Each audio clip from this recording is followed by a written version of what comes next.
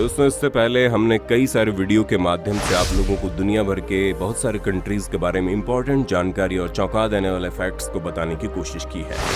इन सभी वीडियोस से आप लोगों का एंटरटेनमेंट तो होता ही है, लेकिन इसके साथ साथ आप लोगों की ज्ञान की मात्रा भी बढ़ जाती है। और जो लोग घूमने के शौकीन होते हैं वे वीडियोस इनके घूमने की प्यास को और ज्यादा बढ़ा देती है। तो दोस्तों, आज के वीडियो में हम आपके साथ दुनिया के बाकी देशों के बारे में जानने का ये सफर बरकरार रखेंगे। और आज के इस वीडियो में हम आपको मिलवाने वाले हैं अफ्रीका का एक छोटा सा देश गाम्बिया से। तो चलिए दोस्तों, शुरू करते हैं हमारा आज का ये वीडियो।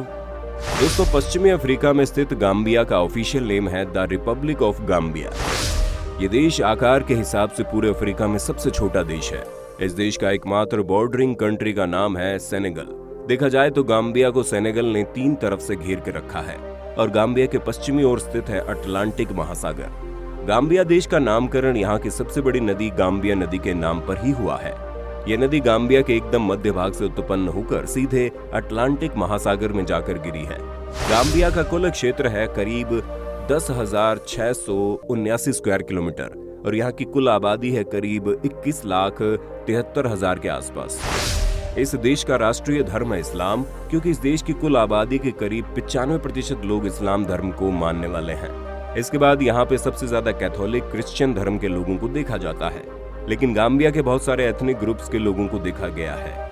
यहाँ के 3 सबसे महत्वपूर्ण एथनिक ग्रुप्स का नाम है मंदनिका, फुला और ओलोफ।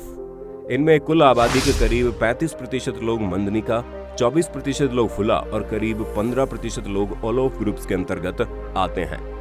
इनके सिवा यहाँ पर जोला, सेराहुली, सेरेर, मानजोगो, बाम्बरा जैसे कई सारे एथनिक ग्रुप्स भी लोग मिलते हैं। दोस्तों, गाम्बिया की ऑफिशियल लैंग्वेज है इंग्लिश और यहाँ पर साल भर में बहुत से टूरिस्ट आते हैं, इसलिए यहाँ पर गाइड की डिमांड भी ज्यादा है और इसी वजह से गाम्बिया में स्कूल लेवल में इंग्लिश पर ज्यादा ध्यान दिया जाता है। दोस्तों, गाम्बिया का ऑफिशियल लैंग्वेज भले ही इंग्लिश हो, लेकिन यहाँ राष्ट्रीय भाषा का मान यहाँ के लोकल लैंग्वेज को ही दिया गया है। यहाँ पर किसी भी एथनिक ग्रुप में यूज की जाने वाली भाषा का नाम इस एथनिक ग्रुप के नाम पर ही रख दिया जाता है।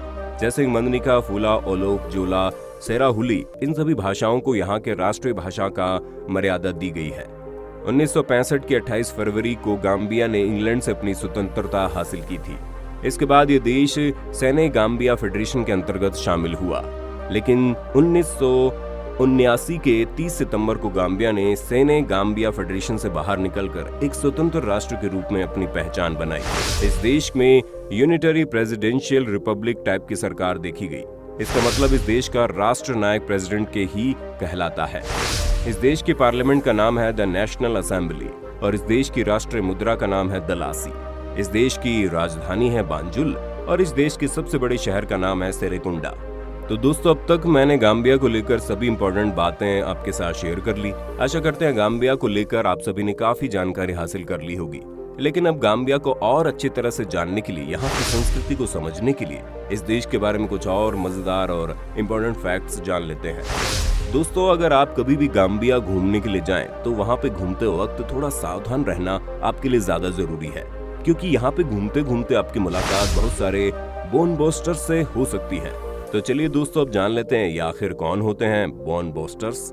दरअसल गाम्बिया में घूमते वक्त आपको बहुत सारे लोकल लोग दिख जाएंगे जो आपको देखकर ही मुस्कुराकर आपके पास चले आएंगे और आपके साथ फोटो खिंचवाएंगे। अब जाहिर सी बात है, आप उन्हें मना तो नहीं कर पाएंगे, फोटो भी खींच लेंगे और फोटो सेशन हो जाने के बाद ये लोग आपसे पैसे मांगना शुरू करेंगे। इन लोगों को ही बोन बोस्टर्स कहा जाता है।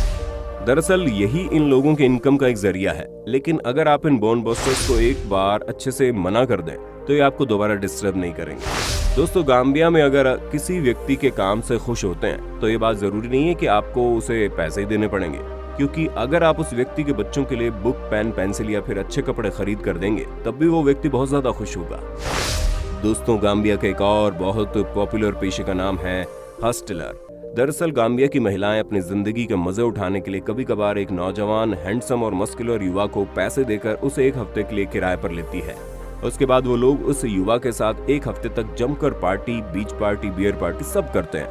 जो युवा पुरुष इन सब कामों को करता है, गाम्बिया में उसे हॉस्टलर कहा जाता है। आपको शायद सुनने में अजीब लगे, लेकिन गाम्बिया में ये जॉब काफी आम है और यहाँ की हर महिला ने जिंदगी में एक बार के लिए किसी न किसी हॉस्टलर को हायर जरूर किया होगा। दोस्तों ये बात हमने आपको पहले ही बता दी कि गाम्बिया में अलग अलग एथनिक ग्रुप्स के लोग मिलते हैं और इन सब एथनिक ग्रुप्स की भाषा अलग अलग होती है।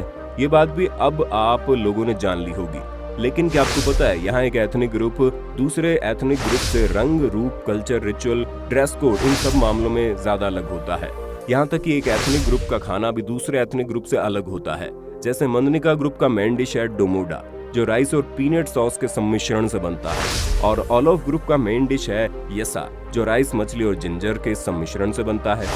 दोस्तों गाम्बिया में आपको हर जगह कोलानट नाम का एक खास किस्म का बादाम देखने को मिलेगा। ये बादाम गाम्बिया में बड़ा फेमस है और इसे गाम्बिया में ज्यादातर सॉरी बोलने के लिए खरीदा जाता है। मान लीजिए गाम्बिया में आपको किसी व्यक्ति ने कोई काम सौंपा है और उस काम को करने के वक्त आपसे कोई गलती हो जाती है, तो आप उस व्यक्ति को ये बादाम देंगे और फिर इन्हें सॉरी बोलकर माफी मांग लेंगे। यहाँ तक कि गाम्बिया के लोग लड़की देखने जाते वक्त भी ये बादाम अपने साथ लेकर जाते हैं।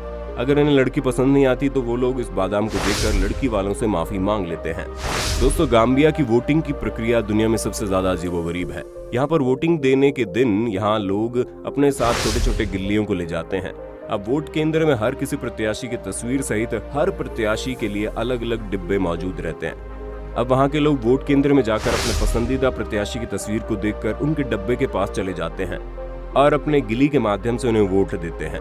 चुनाव के अंत में जिस प्रत्याशी के डिब्बे में सबसे ज्यादा गिली रहती है वो विजेता कहलाता है। असल में वोटिंग के दोहराए इस प्रक्रिया का उपयोग इसलिए किया जाता है ताकि जो लोग पढ़े लिखे नहीं होते हैं वो लोग भी वोटिंग में आसानी से हिस्सा ले पाए। दोस्तों गाम्बिया को अभी भी एक पिछड़ा हुआ देश ही माना जाता है और गाम्बिया में अगर किसी लड़की को बच्चा नहीं हो रहा तो उसे बकऊ नाम के एक लेक पर नहाने की विधान दी जाती है। इस लेक पर छोटे बड़े हर आकार के घड़ियाल रहते हैं। अगर वो लड़की बिना किसी खरोंच के उस लेक से नहाकर निकल आती है तो इसका मतलब है कि उसे बच्चा जरूर होगा। लेकिन जरा सोचिए, सिर्फ एक बच्चे के लिए माँ को अपनी जान की कितनी बड़ी जोखिम उठानी पड़ती है। और तो और यहाँ पर ऐसे कुछ जनजाति के लोग रहते हैं जिनके नियमों के अनुसार एक लड़का जब किसी लड़की के साथ शादी करता है तो उसे उस लड़की से शादी करने के बाद उसकी माँ यानी कि अपनी सास के साथ भी शादी करनी पड़ती है। लेकिन इस निंदनीय आचार को गाम्बिया का शिक्षित समाज बहुत पहले ही ठुकरा चुका है। दोस्तों गाम्बिया एक कृषि निर्भर देश है और इसकी टोटल इकोनॉमी का एक बहुत बड़ा हिस्सा सिर्फ कृषि के माध्यम से ही आता है।